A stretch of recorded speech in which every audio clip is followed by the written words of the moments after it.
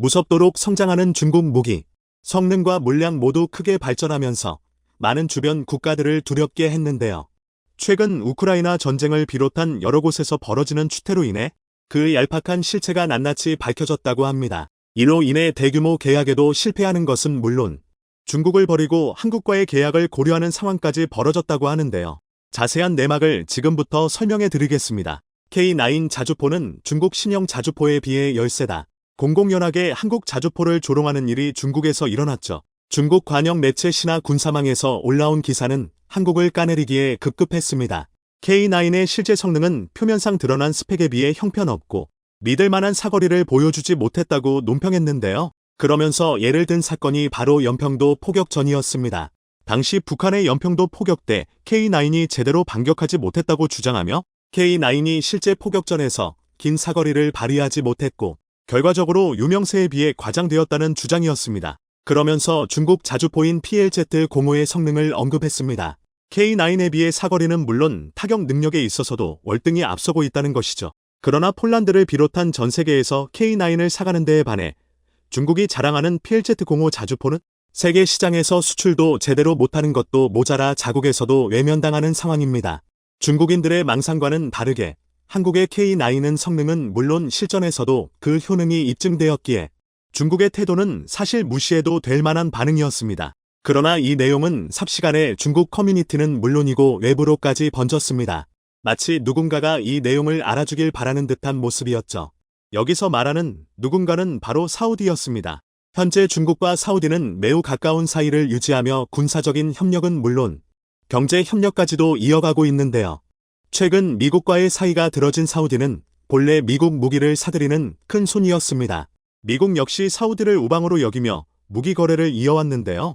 그러나 최근 일련의 사건들로 인해 양국 간 사이가 들어지면서 사우디는 중국에 손을 내밀었고 둘은 급속도로 가까워졌습니다. 최근 중국과 사우디는 해군 특수전 연합훈련 푸른검 2023 개막식을 성대하게 개최하면서 양국 간의 우애가 변하지 않을 것을 선언했는데요. 이스라엘 하마스 전쟁이 한창인 가운데 미국이 중국과 사우디의 연합훈련을 지켜볼 수만은 없는 상황. 당연히 사우디는 이를 의식하고 중국과 더욱 가까이 붙었죠.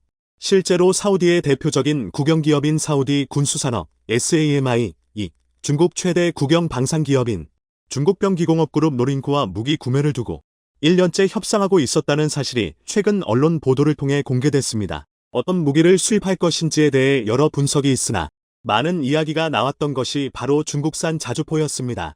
특히 중국에서 새로 모습을 비춘 PLZ-05B가 사우디에 넘어갈 것이라는 예측이 지배적인데요. 2020년 말 그 모습을 드러낸 PLZ-05B는 단편적인 모습만 공개되었을 뿐 실체가 제대로 드러나지 않았습니다. 그런데 올해 10월 그 모습이 도로에서 나타났습니다. 포착된 이미지를 통해 확인할 수 있는 것은 일단 궤도 플랫폼의 변화인데요. 기존 궤도 플랫폼과 유사하지만 더 작은 직경에 로드 휠이 5개가 더 달려있고 차대 역시 수정된 모습을 보였습니다. PLZ-05A 기종에 비해 더 강력한 엔진이 탑재되었기에 차대가 변경되었을 가능성이 높다는 분석도 나왔죠. 포탑 역시 개조되어 있어 전투실 내부 장비도 변화가 있을 것으로 보입니다. 셋이 부분에 있어서도 큰 차이를 보입니다. 기존 기종과 달리 낮은 경사면을 보호하는 셋이가 있으며 엔진의 전면 배치로 인해 필연적으로 발생하는 구조적 강도 감소 및 방호력 감소라는 단점을 해결하는 디자인인 것으로 밝혀졌죠. 다만 PLZ-05A에 비해서 획기적으로 바뀐 것이 아니라 일부 부분적인 형상에서만 변화가 보였기에 기존 성능에 비해 그렇게 많은 개선이 되지는 않을 것이라는 분석이 지배적입니다. 예전에 사우디는 중국으로부터 PLZ-45 자주포를 소량 수입해 운용한 적이 있으며 예멘을 상대로 실제 포격을 한 적도 있습니다. 다만 이때 사용해본 결과 중국이 자랑하는 것처럼 자주포 성능이 뛰어나지 않았기에 사우디 입장에서는 이번 PLZ-05B 도입에 고민을 하고 있었죠. 이 시기와 맞물려 K9 자주포에 대한 루머가 중국에서 퍼지며 이와 반대로 중국 자주포 성능이 생각 이상으로 좋다는 소문이 퍼진 것입니다. 당연히 누가 보더라도 중국의 공작일 수밖에 없는데요. 이러한 공작을 펼칠 만큼 중국은 사우디 계약에 사활을 걸고 있습니다.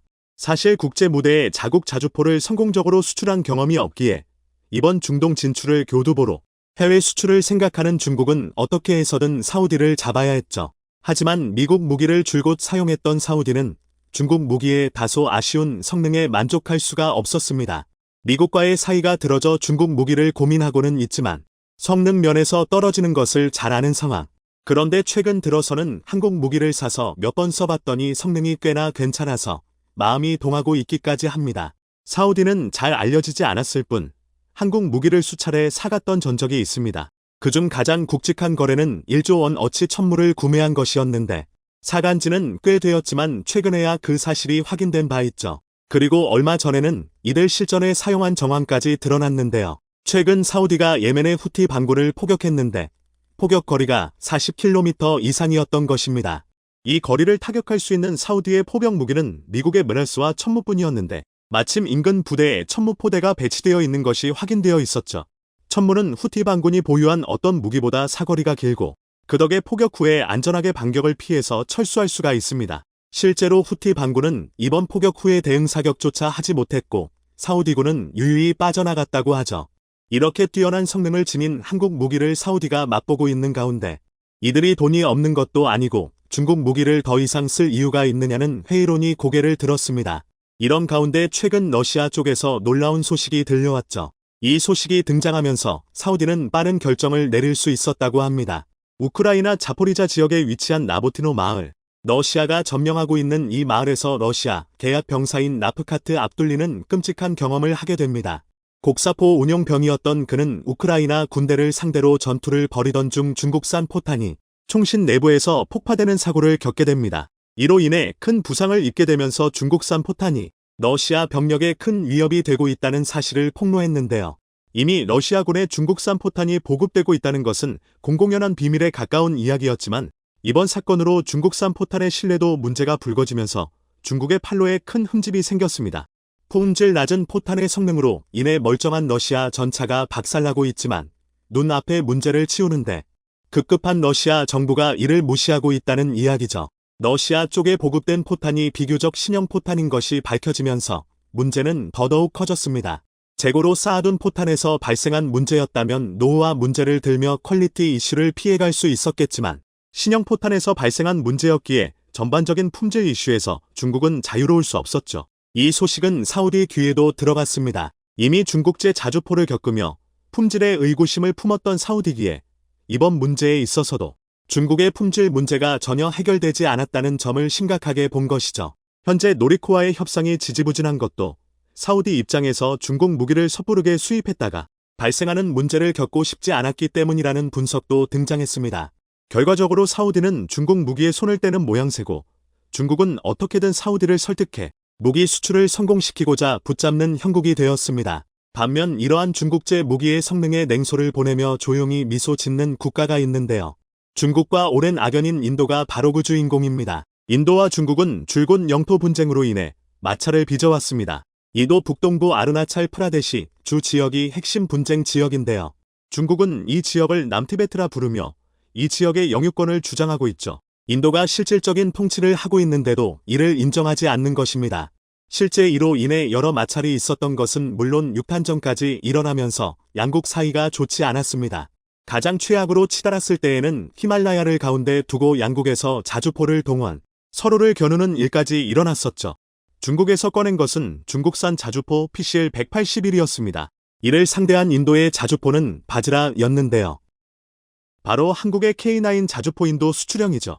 성능 면에서 탁월한 K9 바즈라의 인도군은 매우 만족했습니다. 가뜩이나 중국의 무기에 대응할 수단이 많지 않은 가운데 K9은 중국의 콧대를 누를 수 있는 유일한 무기였기 때문이죠. 바즈라의 위력과 성능에 감탄한 인도는 최근 뜻밖의 소식을 전했습니다. 바로 한국-인도 방위 협력 관계를 강화하는 차원에서 K9을 추가 수입하고 무인 드론도 도입하겠다고 밝힌 것이죠. 마노즈 판데 참모총장은 한국을 방문한 자리에서 K9 바즈라 100문을 추가 도입하겠다고 밝혔습니다. 이번에 추가 도입되는 K9은 구자라트주에 위치한 랜드티 생산시설에서 제조될 예정인데요. 이번 도입 결정은 당연히 중국을 견제하기 위한 목적입니다. 드론 부대에 대한 관심 역시 특이한 부분인데요. 특히 한국 지역 안보 상황에 대해 관심을 보이며 고효율 비대칭 무기를 도입할 것이라면서 인도군을 강화하기 위한 방법으로 드론 무기를 자주 언급했죠. 인도 국방장관의 선언 덕분에 K9 자주포의 인기는 지금보다도 더 높아질 전망입니다. 이미 몇 년치 물량을 확보한 폴란드 때문에 가뜩이나 물량 확보가 어려운 상황에서 인도까지 물량 확보에 뛰어들었는데요. 인도 입장에서는 중국제 무기의 형편없는 기술력을 비웃으며 자국의 전력 보강을 위해 K9을 추가 보충하는 결단을 했으니 중국 상대로 무서울 것이 없다는 입장. 그 사이에서 한국은 조용한 이득을 거두며 방산 수출의 덕을 독독히 누리게 되었습니다. 안타깝게도 중국은 여전히 국제사회에서 K9이 거둔 성공을 흥보의 성과라고 생각하며 진실을 외면하고 있는데요. 중국 언론에서는 한국산 무기의 인기를 한국의 적극적인 외교의 성과라고 평가했습니다. 내부의 한국 무기를 잘 홍보한 것이 유효했고 많은 국가들이 이 인식을 바탕으로 한국 무기 구입에 나선 것이라는 이야기죠. 미국과 유럽에서 무기 생산이 뒤처졌기에 발생한 공백을 틈타 한국이 이득을 누린 것이라고도 분석했습니다. 전 세계적인 관심이 쏠리는 국가 중 하나인 북한과 대만, 그리고 중국 사이에 한국이 위치해 있기에 한국이 이 지리적 이점을 이용해 자국 무기를 훌륭히 홍보하고 있다는 이야기도 빼놓지 않았죠. 하지만 홍보를 아무리 열심히 해도 성능이 좋지 않으면 내면 당하는 방산 시장의 특성을 모르고 하는 이야기인데요. 외교에 공을 들이며 사우디에 무기를 판매하려고 해도 결국에는 성능으로 인해 발을 빼는 사우디의 사례에서 중국이 교훈을 얻길 바라겠습니다. 대한민국 육군 삼포병여단이 강원도 양양에서 239mm급 다연장 로켓 천무에 의한 실사격 훈련 현장이 최초로 공개됐습니다. 한국판 강철비라 불리는 천무는 사거리 80km, 축구장 3개 넓이 면적을 초토화할 수 있는 육군의 최정예 무기 다연장 로켓입니다. 천무는 육군과 해병대가 운용하는 국산 다연장 로켓포로서 한국이 지난 2009년부터 5년간 1,314억 원을 들여 개발했고 미국이 만든 MLRS, 멀터펠 론치 라키트 시스템과 대등한 성능을 자랑하는 무기입니다. 천무는 최초의 국산 다연장 로켓포인 구룡보다 사거리를 2배 이상으로 늘려 북한의 장사정포 사정권 밖에서 아군의 피해 없이 공격 원점 및 중심 타격이 가능합니다. 사정거리가 길기 때문에 지상보다는 주로 해상에서 사격 훈련을 진행하고 있는데요. 역으로 생각하면 바다로 침투하는 적의 함정들에게 지옥을 선사해 줄 수 있다는 얘기가 됩니다. 지상과 달리 해상 사격 훈련에는 사실 많은 애로사항이 있습니다. 파고 즉 파도의 높이가 2.1m 이상일 때는 발사된 로켓포탄의 탄착 지점 확인이 어려워 사격 훈련이 사실상 불가능합니다. 또한 해상 탄착 지점에 포탄이 떨어지는 것을 확인하려면 해군 함정의 레이더가 동원되어야 합니다. 뿐만 아니라 해상의 경우 조류에 의해 표적지가 이동하기 때문에 포탄의 정확도 측정이 어렵다는 것도 문제로 꼽힙니다. 그래서 천무와 비슷한 성능을 자랑하는 미국의 MLRS는 사거리가 짧은 연습용 로켓포탄을 별도로 만들어 사용하고 있는데요. 천무 역시 연습용 로켓포탄을 만들 필요가 있다는 게 전문가들의 견해입니다. 현재 천무가 운용하는 탄약은 두 종류로 사거리 36km의 130mm 로켓포탄과 80km의 사거리를 자랑하는 239mm 유도탄이 있는데요. 향후 사거리 45km의 230mm 로켓포탄이 추가될 예정입니다. 천무는 이제 완전히 대한민국 영토에 실전 배치되어 있습니다. 백령도에는 신형 국산 대공미사일, 천궁, 북공기부양정 킬러인 국산 비공 유도로켓, 국산 단거리 대공미사일 천마가 배치되어 천무, 천궁, 천마 등 이른바 국산 3000, 1000 무기체계가 모두 배치되어 있습니다. 특히 천무의 배치로 백령도의 큰 위협으로 부각되어 온 북황해도, 고안포 공기부양정 기지 등 주요 목표물에 대한 정밀 타격 능력을 가질 수 있게 됐습니다. 천무 239mm 유도로켓은 GPSINS, 관성함법장치, 유도장치가 달려있어 최대 80km 떨어진 표적을 정밀 타격할 수 있고 분산탄을 사용할 경우 300개의 자탄, 공중에서 뿌려져 최대 축구장 약 3배 크기의 면적을 초토화할 수 있습니다. 단일 고폭탄두는 관통탄두로 60cm 이상의 콘크리트로 방어된 벙커나 건물 등을 파괴합니다. 시속 80km로 빠르게 작전지에 투입돼 도착 7분 만에 첫 탄을 쓸 수 있는데 사거리 80km 이내면 360도 범위 어디든 대량 타격이 가능합니다. 특히 발사 차량 1문당 12발의 로켓이 탑재되는데 우크라이나전에서 활약하고 있는 미국제 하이마스 다연장 로켓도 70여 칸 떨어져 있는 목표물을 정밀 타격하는 얘도 로켓을 쓸 수 있지만 발사 차량 1문당 6발만 탑재할 수 있을 뿐입니다. 그런데 천무는 발사 차량 1문당 12발의 로켓이 탑재할 수 있을 정도로 하이마스보다 2배나 강력한 발사 능력을 자랑합니다. 이러니 폴란드가 가만히 둘 리가 없었습니다. 최근에 공개된 2023 한미연합 합동 화력 훈련장에서 한국 화력 무기 시범을 직접 참관한 폴란드의 국방장관은 우리 군의 화력에 대해 인상적이라고 평하면서 특히 천무 다연장 로켓포를 보더니 천무라고 한국어로 감탄사를 연반했습니다. 폴란드는 그동안 K-808 장갑차와 천궁 두 방공미사일 등에 각별한 관심을 보이며 세부 재원을 묻기도 했는데요. 천무가 강렬한 인상을 남긴 겁니다. 결국 폴란드는 288문이나 되는 천무를 도입하기 위한 계약을 했습니다. 천무는 지난해 폴란드와 1차 수출 이행 계약을 했으며 아랍에미리트, UAE에 이어 사우디아라비아에 수출돼 실전 배치된 사실이 최근 확인되기도 했습니다. 그리고 최근 폴란드와 수출 계약이 체결됐던 국산 다연장 로켓 천무는 첫 선적을 마치고 폴란드로 이동 중인 것으로 확인됐습니다. 폴란드 육군용으로 개량된 천무의 폴란드 제식명은 호마르 HOMAR-K입니다. 마리오시 부아슈차크 폴란드 국방장관은 폴란드산 트럭과 동합된 첫 K-239 천무가 이미 폴란드로 이동 중이라며 8월 중순 내로 한국 장비가 폴란드에 올 것이라고 확인해 주었습니다. 지난 10월 폴란드는 천무 구매 계약 218대를 체결했고 올해 천무 18대를 우선 인도받기로 한 상태였습니다. 계약 규모는 약 8조 5천억 원 이상입니다. 하나에어로스페이스가 한국형 다연장 로켓 MLRS K-239 천무를 폴란드 옐츠, 젤치 8XA 차량과의 통합 작업을 마치고 폴란드로 인도했는데요. 천무는 8월 폴란드에 도착하게 되는데 아이언 사단으로 불리는 폴란드 육군 제18기계화 사단에 배치될 예정입니다.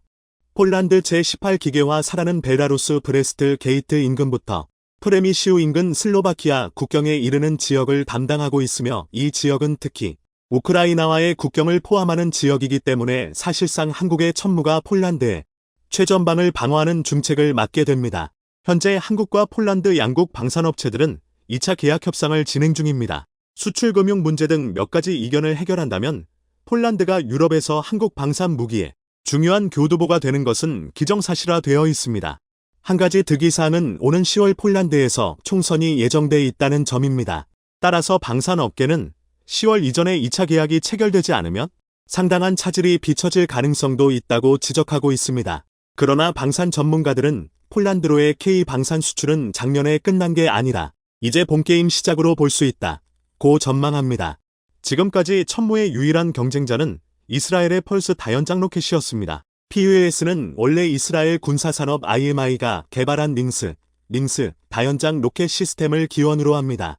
미국의 M142 히마우스와 한국의 천무보다 다양한 종류의 로켓을 사용할 수 있다는, 그래서 최근 덴마크, 네덜란드 그리고 모로코가 도입했을 정도로 천무의 경쟁자로 유명했습니다.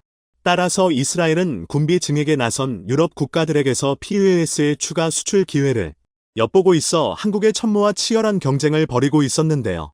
하지만 최근 한국 방위산업은 이스라엘마저 완벽하게 제치면서 세계 시장을 호령 중입니다. 지난달 23일 한국은 말레이시아와 국산 경공격기 FA-50의 말레이시아 수출 총 18대 9억 2천만 달러, 약 1조 2천억 원 규모로 올해 K-방산 대규모 수출로는 첫 사례였습니다. 말레이시아 공군은 앞으로 전투기 18대를 추가 도입할 예정이어서 K-50 수출 물량은 최대 36대까지 늘어날 것으로 기대되고 있는데요. 지난해 K-방산 수출은 173억 달러로 사상 최대를 기록했는데 이 수치는 지난해 이스라엘의 무기 수출액 110억 달러보다도 많은 것입니다. 사실 이스라엘은 국내 생산 무기의 75%를 수출하고 각종 첨단 기술로 세계 방산 시장을 석권해 그동안 K-방산의 롤모델이자 넘보기 힘든 넘사벽으로 여겨져 왔는데요.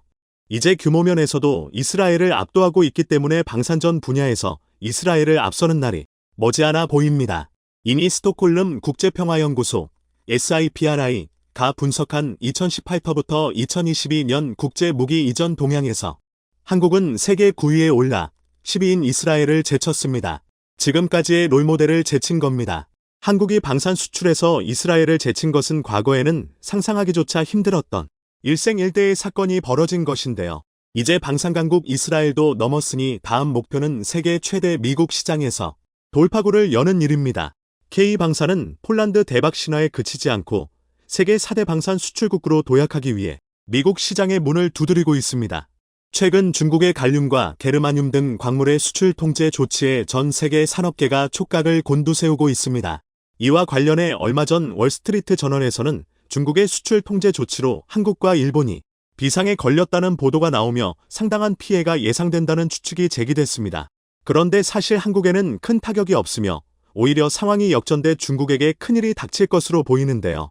실제로 최근 한국을 향한 중국의 갑작스런 태도 변화를 보면 이를 확실히 알 수 있는데 어떤 상황이 펼쳐지고 있는지 자세히 알아보겠습니다.